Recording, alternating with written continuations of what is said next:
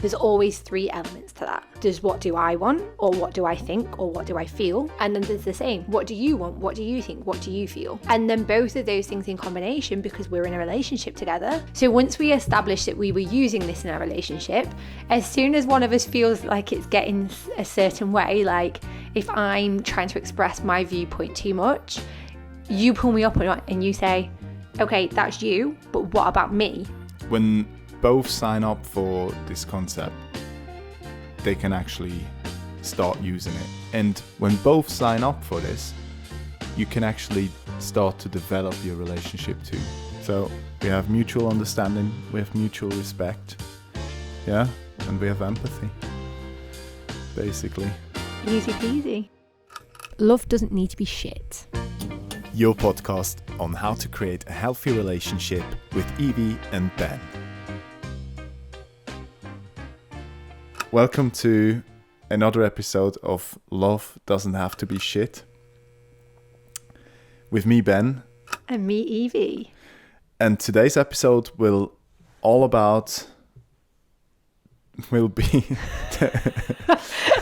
it's like there's a word missing. Today's episode will be all about three things. Probably the most important things and the basic requirements for a relationship. It's the you, it's the me, and it's the we. So the holy trinity of a relationship, basically. Yeah.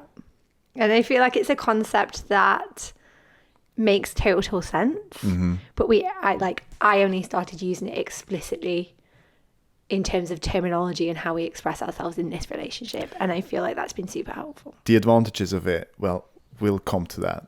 But let's introduce our listeners first and viewers what we actually mean with that.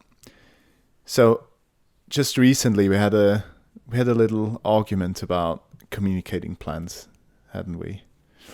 And the problem was that Evie made plans that she thought she had communicated to me, which I didn't feel like she had. So there we were. She having plans, thinking she had communicating it, and I feeling a bit frustrated because I wasn't aware of that. I have to say though, like the problem, like the plans weren't the problem for me. Like it's not that she made that. It's not about the plans. It's about that I didn't know about the plans. That was more of the problem. So in these scenarios, like Evie did it just because of like in my you did it. I did what? Like the way you communicated it was in my best interest. I was trying to adapt and play exactly to the way that you like to be communicated with, which is typically less detailed and less intense than my preferences. Exactly. Which then brought us into this situation where she thought, well, I just communicate less, but less was nothing. And I meant with less, just give me, like, just update me, but don't give me the itinerary of your plans. Like, I don't need this depth of detail. So there we were sitting, we were chatting, and we had a bit of a back and forth and conversation about it. And this is usually when we say, well, that's what you thought was true, but then also what do I think is true? So I ask her, what does she think I think about it? So there's the second layer. It's not just, oh, but I thought that's good for you. It's also about, yeah, what do you think is good for you? So I need you here, love. Okay. Let's play this through. So we make it less complicated. Okay, so I believe that the way that this works is there's two parts to it. Not two parts to it. the concept applies the same all of the time, but you can use it in different scenarios.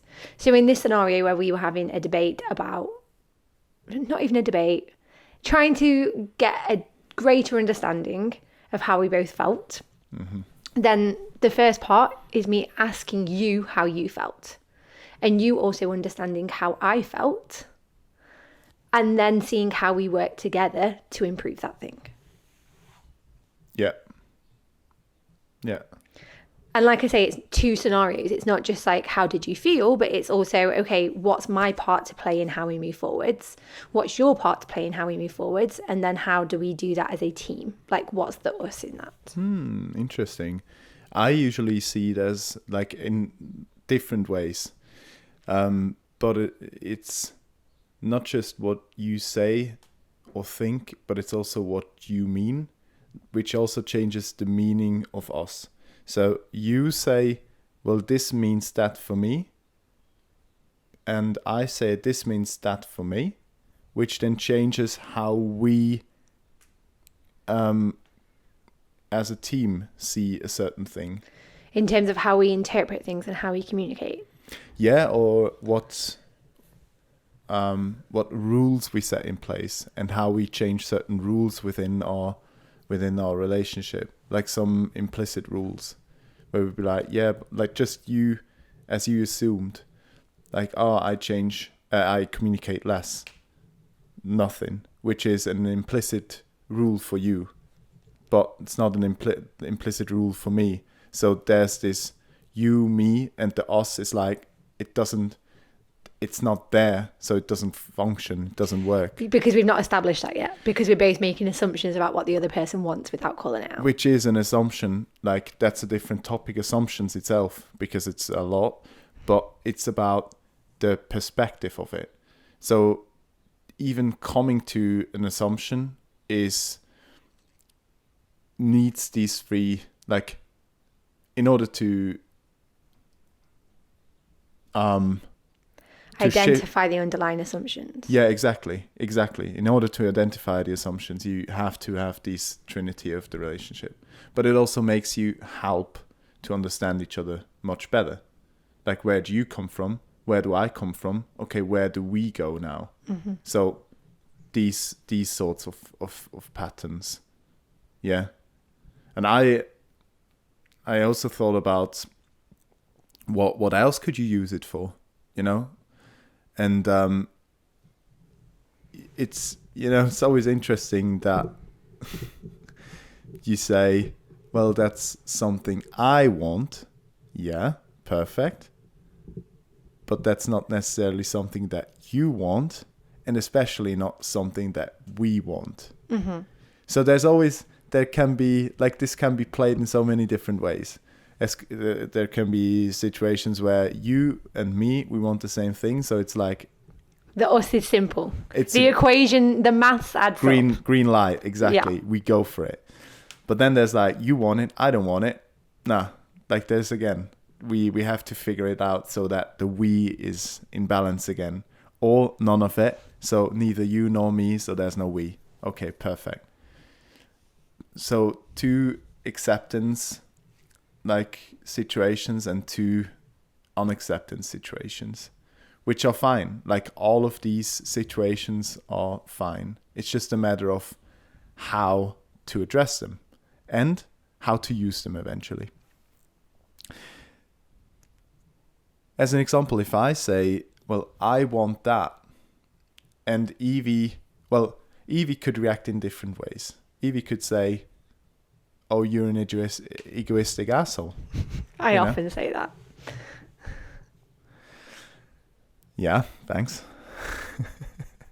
You're an egoistic asshole. Or she could also say, oh, interesting. So what do you think? So she mirrors me with this trinity and says, what do you think that makes me think? Like, what's the you in your me, you know? Or what's the me in you? Yeah. I'm sorry, love. I'm really, like, it's taking me more effort to follow because your English is all over the place.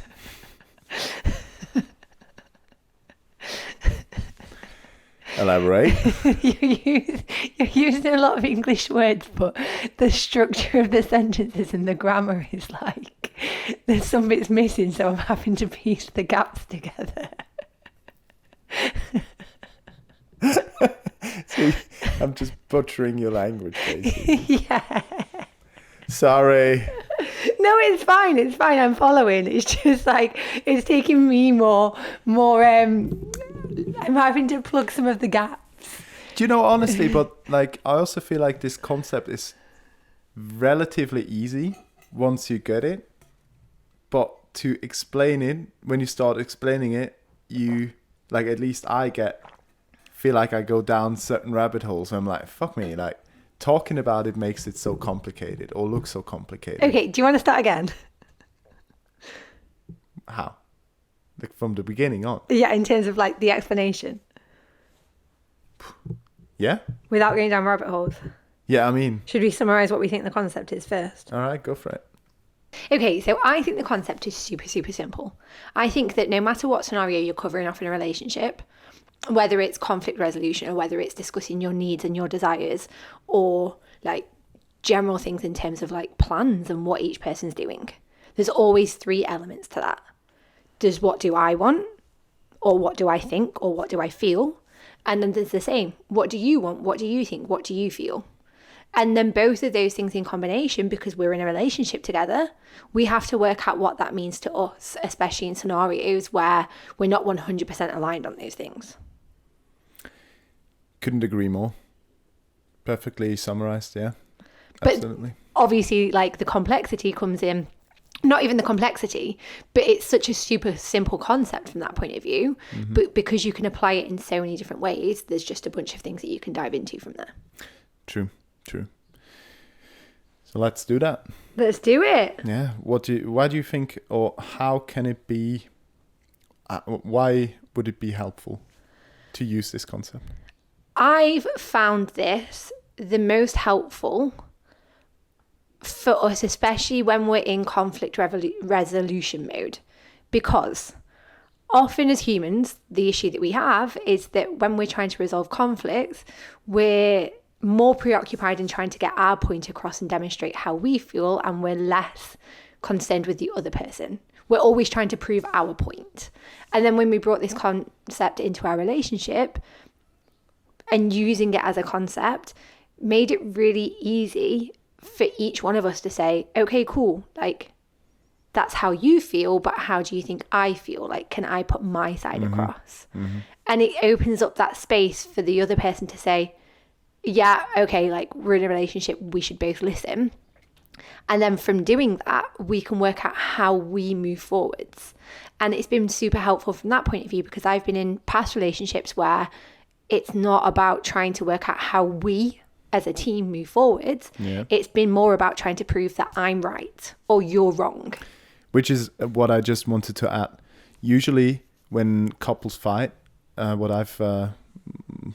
my experience, or what my experience was in past relationships, was that when you fight against each other. So it's more about proving to each other that the other one's wrong. Mm-hmm. So it's like, no, your point's wrong. No, your point's wrong. That's wrong. That's wrong. That's wrong. Instead of like, all right, your point, like, let's leave your point where it is.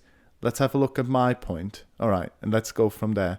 Good. So your point is there. My point is here. What do we now do with this? Yeah.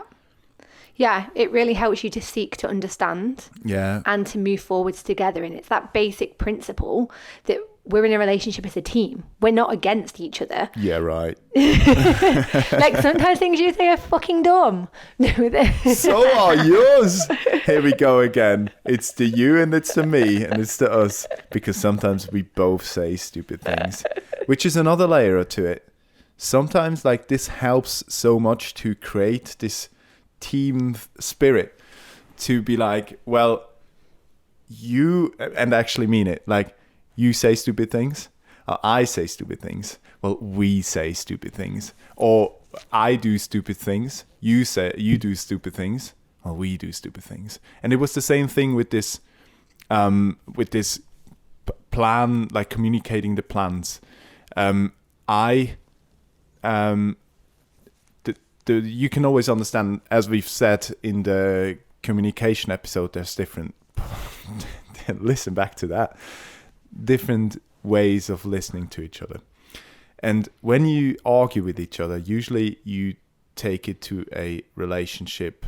You listen with your relationship ear. So what do you think about me? But it's not always that case. It's also something about, usually about, all right, what do I see? Like established facts, but hard to do in an argument situation where things get heated. So then, you, me, we concept comes into place where you start to say, well, you, when you made the plans without communicating them to me, well, again, my perspective, your perspective is different and our perspective will be different again. But when you said this to me, I told you as well, I was like, I do the same thing and I know it. So there's like me already emphasizing, not like I didn't want to put the blame on her. That's not my goal. And that should never be the goal in a healthy relationship. It shouldn't be the goal to say, oh, you did something wrong there. Let's put the finger on it. The goal should be to raise it and tell your partner how it makes you feel, because certain things make us feel different. When you say things to me, it doesn't necessarily mean that it gives me the same feeling as it would if I said the same thing back to you. So different things cause different feelings to each other. So usually when we say, or when in this particular example, I was like, I do the same thing. So it's not only you that does this. It's not about putting the blame on you, because I do the same thing. I'm not perfect. So we are both idiots sometimes, you know? Unintentionally. Yeah, of course. Like that always has to be your basic principle. Like it shouldn't be intentionally, you shouldn't be intentionally bad to your partner. But if you're already doing that, yeah, that's if that's happening, then if you're sabotaging, yeah, that's a very probably strong a very sign big red flag. Exactly. So yeah, even there, and this helps in a heated argument for your partner to realize, oh wait, he's or she's committing mistakes. Oh, like the exact same mistakes I've just did. So it's not about proving who's wrong or right. And I think that's where, like, both of those elements are super helpful. The one of saying, like, we use this as a concept in our relationship, so we always listen to the other person. Mm-hmm. And the us part is just so important, because whenever you're fighting about something, often you're trying to vent your frustrations and get things across, but actually really what you want to achieve is that you don't want that scenario to happen again. You want to find a way to move forwards. Yeah. And I think in relationships, we often forget that part. We're often so caught up in trying to express our frustrations that we're not thinking about the us part. We're not thinking about, well, what can we do better next time to prevent that from happening? And that's why I think that us element becomes the holy grail of improving your relationship. Yeah, I think so too. I mean, what is a relationship if there's no us? Yeah, exactly. It's just two people that are trying to function together because they feel like they should. Other. Yeah, exactly. So if two people only ever talk about the you and the me, or only about the me, like this, it almost feels like a bit of a hierarchy, doesn't it? Like, do you want to build a relationship? Yes. Do you want to be in a relationship? Yes. Okay, so where's the us in your relationship? Like, we don't agree on anything. Oh, great. There's no us then. All right, so do you allow a you in your me? Like, this is another part of it, isn't it? It's like, okay, there's the me. This is my opinion on something. And as Evie would tell everyone, I have very strong opinions. Yeah, you don't shy away from expressing your thoughts and beliefs, do you, love? No, not really. And sometimes this comes along very non-negotiable, I would say. Yeah, non-negotiable, very assertive.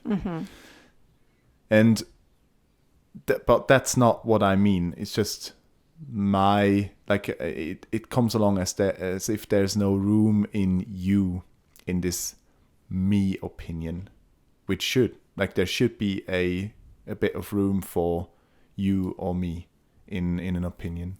At least you don't have to accept everything, but acknowledge a feeling someone has about your opinion. That's fair. And without this you, there is no us.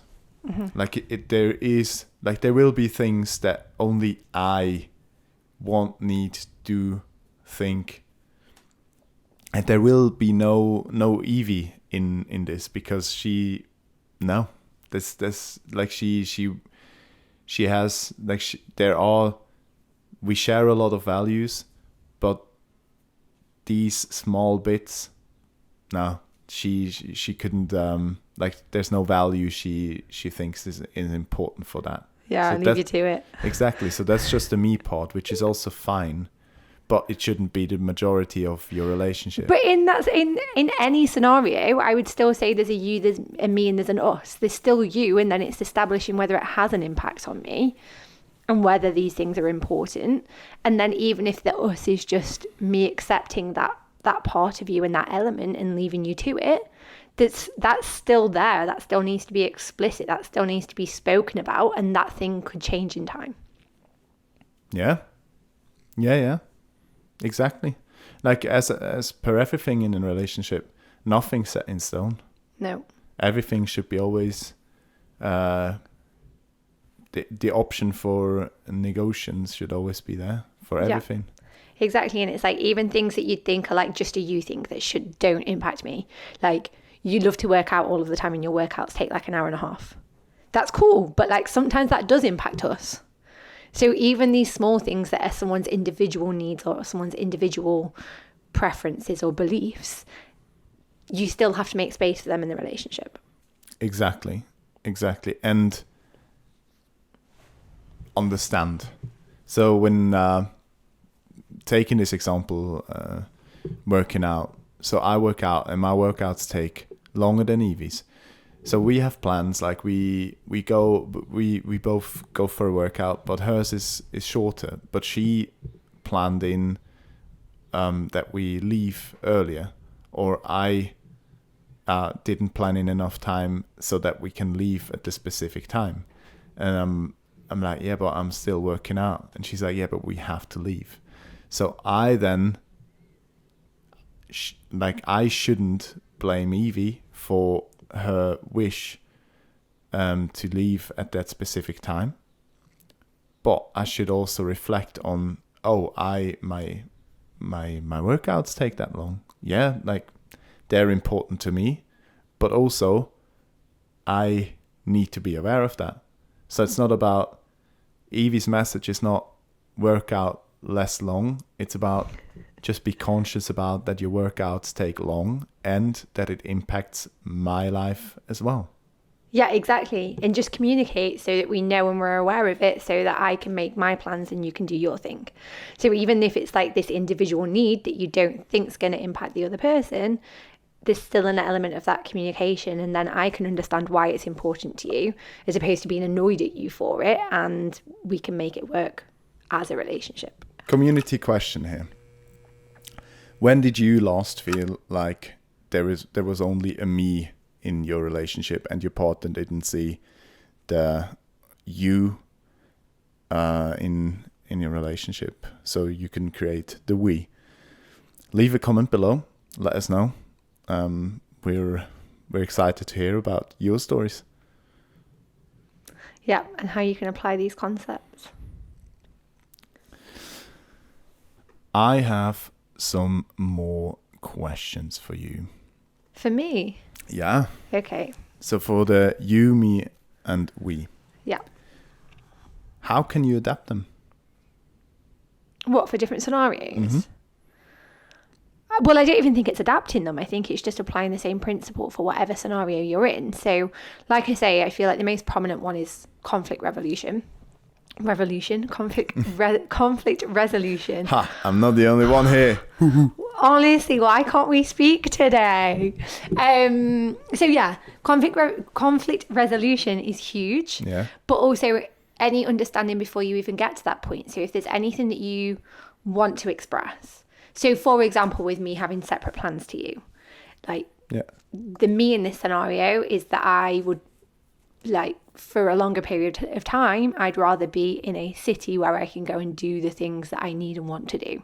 Important things like getting my nails done or going to a gym. And that's my need. Your need isn't the same. You have a different need. Like, you want to stay here, help your dad build a house. And before we even get to a conflict, we both can use that to express our needs and say, okay, well then what does the us look like? What scenario is going to work for both of us? Exactly. What I always found interesting is even when one person starts to use this you, me, and we framework, like, it's not only that one person can use it at a time, like you can both use it, which is then very interesting because both people not only express their desires, needs, and perspective, but also they emphasize with the perspective of the other person. So it's like Evie then would say, well, that's what I want blah blah blah blah, blah this and that, and you want this and that. And I'm like, I see it that way, that you want this and that, whereas I want this and that. So you have these two layers you can put above each other and basically reality check if they match or not, and where the differences are. Like, check the assumptions, check the understanding of what you're hearing from the other person. Mm-hmm. So it's a good communication checking tool. It really is, isn't it? Yeah, and I find that using this as a framework or a concept or a coined term makes it so much easier to bring it to life. So once we established that we were using this in our relationship, as soon as one of us feels like it's getting a certain way, like if I'm trying to express my viewpoint too much, you pull me up on it and you say, okay, that's you, but what about me? And because we've already agreed in advance that this is a framework that we're going to use in our relationship, I have nothing to say there. I'm not like, yeah, but you're not even listening to me. You don't care about my point of view. I know that you do. I know that we've already established that this is how we're going to shape our communications and our conversations. So it kind of just takes that intensity out of some of those things and just means that we've both agreed on this common principle that we want to always move forwards together and that we want to empathize with and listen to each other. That's probably the hardest part about this concept, is that to establish it. So, like, even for us, I feel like it took some time for us to understand and appreciate it. Whereas it's because it's easy to overlook it and to downplay it and be like, yeah, but what about it? That's actually quite powerful if you embrace it, but it has to be implemented. So both people have to agree. Yeah, you have to sign up to it. Kinda, yeah. You'd be like, yeah, but do you understand? So first of all, do you understand what we say when I say, well, that's your point of view, but what about my point of view? Like, are we talking about the same thing? And also, do we both use it? When both sign up for this concept, they can actually start using it. And when both sign up for this, you can actually start to develop your relationship too. So it shouldn't just be one person saying, oh, I think this concept is very helpful and advantageous for our relationship, and the other person is just agreeing because the other person doesn't want to have an argument. No. This is the wrong.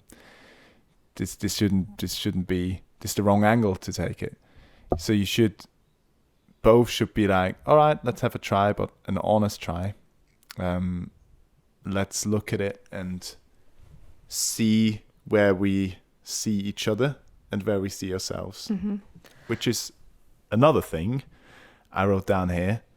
It's it also helps about to know what I want, you know. You look at me puzzled. Tell me more. I don't know. Every time I say what I want, I'm just speaking as the person that uses the me in this moment.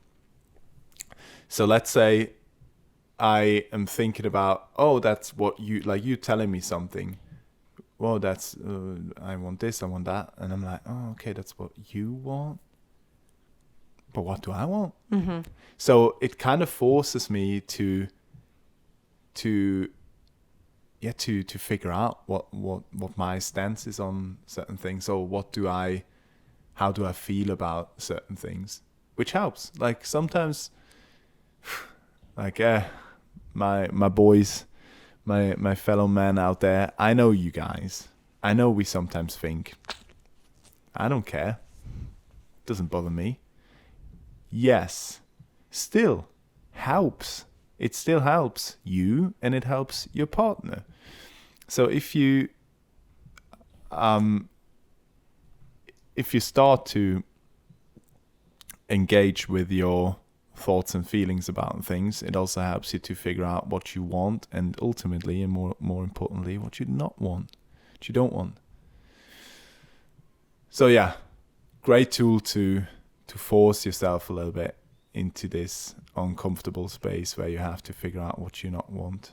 Yeah, it is. It's that thinking and that constant reflection about everything that's important to each person, and constantly communicating that so you can grow together.